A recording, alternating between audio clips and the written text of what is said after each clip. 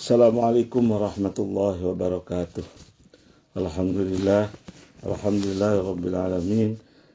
Wassalatu wassalamu ala asrofil mursalin Sayyidina Muhammadin wa ala alihi wa sahbihi ajma'in. Amma ba'du. Saudara-saudara sekalian, kita lanjutkan kajian kita tentang Asrul Hajj menurut Imam Ghazali yang dalam kitab Ihya. Pada pertemuan yang lalu terakhir kita membicarakan tentang kendaraan yang akan mengangkut kita, yang akan membawa kita melaksanakan ibadah haji. Ketika itu bersyukurlah, kata Imam Ghazali, kalau kamu sudah ditentukan kendaraannya untuk membawa kamu ke tanah suci tersebut. Sebab dengan kendaraan itu kamu akan diringankan akan beban-beban kamu ketika kamu akan melaksanakan ibadah haji sudah diringankan oleh kendaraan itu. Wa amma syirau saubail ihram falyatadzakar indahul kafna wala pihi fa innahu sayartadi wa yataziru bi saubil ihram indal qurbi min baitillahi azza wa jalla.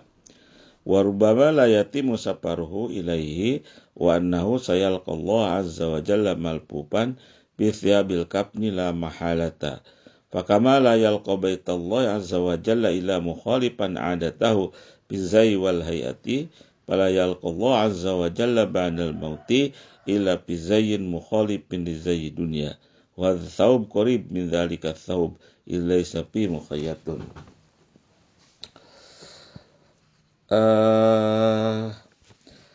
Kalau kita sudah mendapatkan pakaian ihram, kata Imam Ghazali, pakaian ihram itu hanya 2 lembar kain, yang untuk laki-laki yang satu untuk sarung dan yang satu untuk selendang.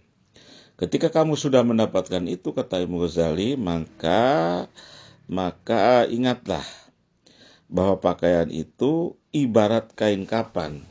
Dan kain kapan itu yang akan membungkus kita ketika kita mati.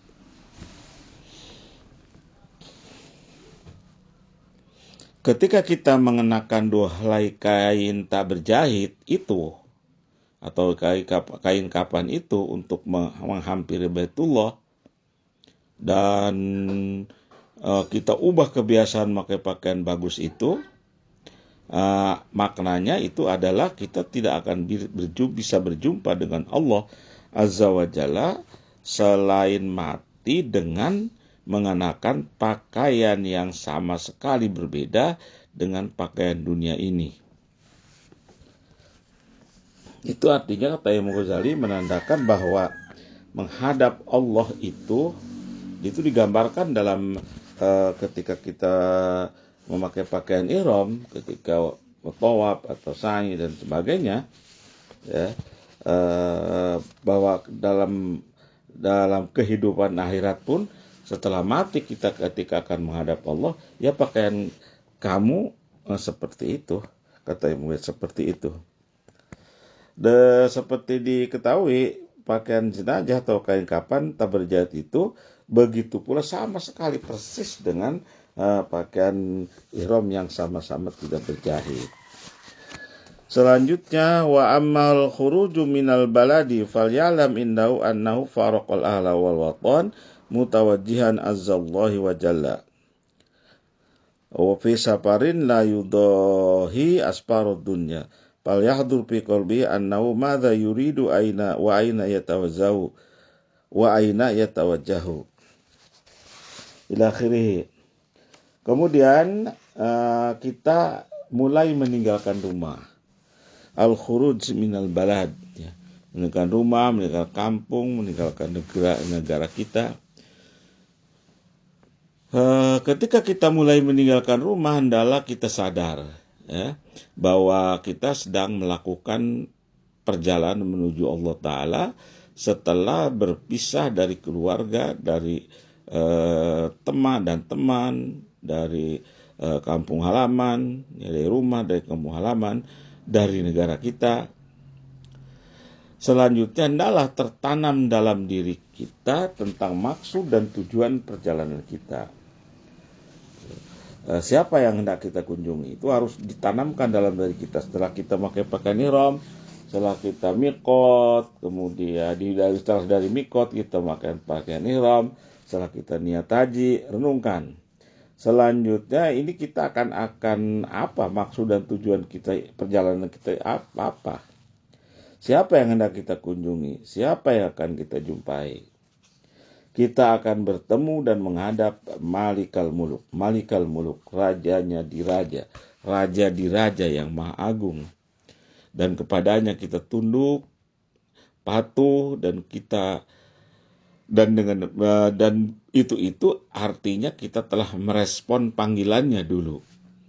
Sebab Allah di alam sana dulu memanggil kepada seluruh manusia untuk berkunjung ke Baitullah di tanah suci Mekah. Seperti di surat Al-Hajj ayat 27, Allah berfirman, wa adzin bin nasi bil haji ya'tuka rijalan wa ala kulli dhamiri yatina min kulli fajjin amik. Itu wa adzin bin nasi bil haji. Allah memanggil semua manusia untuk melaksanakan haji. Kali ini kamu, kata Allah, yang dipanggil oleh kami. Kali ini kita yang memenuhi panggilan itu, memenuhi panggilan Allah. Kita merespon panggilannya itu. Dan hendaklah kita menekankan dalam hati kita bahwa mengunjungi Ka'bah berarti menemui dan menjumpai pemilik Ka'bah. Ya. Rabbil Bait. Ya, kita berarti menemui dan menjumpai pemilik Ka'bah. Inilah tujuan puncak kita dan inilah tujuan puncak kita dalam perjalanan ini. Dan perjalanan haji akan membantu kita menuju tujuan tersebut. Tanamkan harapan besar dalam hati kita untuk mencapai Baitullah dan tanamkan bahwa haji kita akan diterima Allah Subhanahu wa taala. Janganlah kamu bergantung atau merasa bahwa sampainya kamu ke tanah suci merespon panggilan Allah itu karena amal baik kamu. Tidak demikian. Tetapi itu yakinlah bahwa itu adalah fadl. Itulah adalah kasih sayang Allah kepada kamu semata. Dan jika kita meninggal misalnya dalam perjalanan sebelum mencapai Ka'bah, tetaplah kita akan berjumpa dengan Allah karena niat dan tekad kita akan menjumpainya. Allah berfirman dalam surat An-Nisa ayat 100, "Wa may yakhruj min baitihi muhajiran ila Allah wa rasulih summa yudrikhumul mautu faqad waqa'a ajruhu 'ala Allah."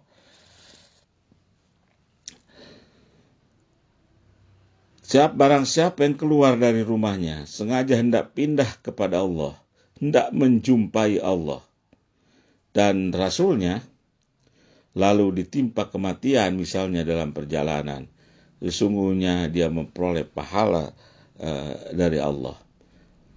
Apabila kita telah mencapai mikot atau tempat tertentu untuk mulai berihram, maka hendaklah kita ingat akan kejadian-kejadian besar sejak sakaratul maut meninggalkan dunia ini hingga datangnya hari kebangkitan.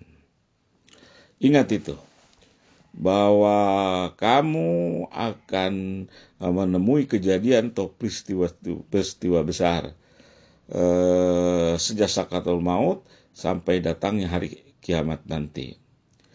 Ketika mengingat kesulitan dalam perjalanan menuju Baitullah yang kita rasakan, ingatlah kita pada pertanyaan yang diajukan oleh malaikat Munkar dan Nakir di alam kubur. Ketika kita bertemu dengan hawa non buas misalnya dulu ini dalam perjalanannya, atau sekarang misalnya mengalami hambatan atau kerusakan atau masalah-masalah dalam perjalanan kamu, ketika kamu dalam pesawat atau sebelum kamu menaiki pesawat atau ketika kamu sudah turun dari pesawat, ingatlah bahwa nanti pun kita akan seperti itu. Ingatlah pada kebuasan kalajengking dan ular di alam kubur. Demikian kita lanjutkan pada pertemuan yang akan datang. Terima kasih atas segala perhatiannya. Allahumma fiqh ila qomit thoriq. Wassalamualaikum warahmatullahi wabarakatuh.